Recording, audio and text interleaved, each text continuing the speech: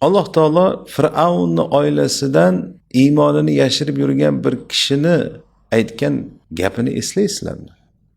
Musa alayhissalomni o'ldiramiz deganda uni yonini olib qavmini da'vat qildi chiqib. Bu ishi uchun o'lib ketishi mumkin edi. Fir'avn odatda bundaylarni o'ldirardi. Lekin u oxiri nima dedi? Va ufawwidu amri ilalloh. Innalloha basirun bil ibad. Ishlarimni barchasini Allohga topshirdim dedi. U ko'rib turibdi. Bo'ldi. Alloh ko'rib turibdi degan e'tiqodda va Alloh menga barcha ishimda o'zi kifoya qiladi degan e'tiqod uni qutqarilishiga sabab bo'ldi. Ya'ni Fir'avn unga ziyon keltira olmadi. Ularni fitnalari, makrlari o'tmadi, bo'ldi. Alloh himoya qilsa, Alloh muhofaza qiladigan bo'lsa, ya'ni Alloh kifoya qilsa sizga kim ziyon beradi?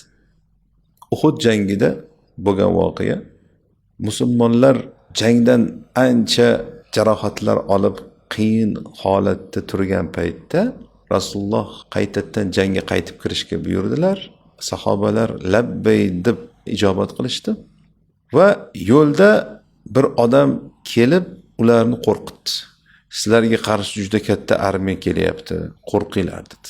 Lekin bu narsa sahobalarni qalbida qo'rquv uyg'otishi o'rniga iymonlarni ziyoda qilardi. Alloh taolo oyatda aytadi, qarang. Fazadahum imanan va qalu hasbunallohu va ni'mal vakil. Ularning iymoni ziyoda bo'lib ketdi va aytishdiki, Alloh o'zi kifoya qiladi. Qanday ham u yaxshi vakildir deydi. Ya'ni ishlar unga topshirilsa kifoya qiladigan zot.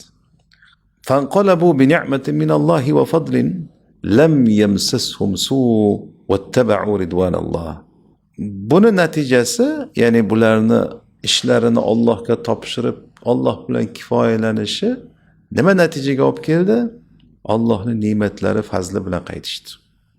Ularga hech qanday ziyon yetmadi.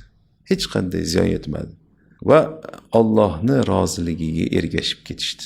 Shuning uchun biz har qanaqa qiyinchilik ro'parasida al-vakil bo'lgan Alloh bilan kifoyalanishimiz kerak.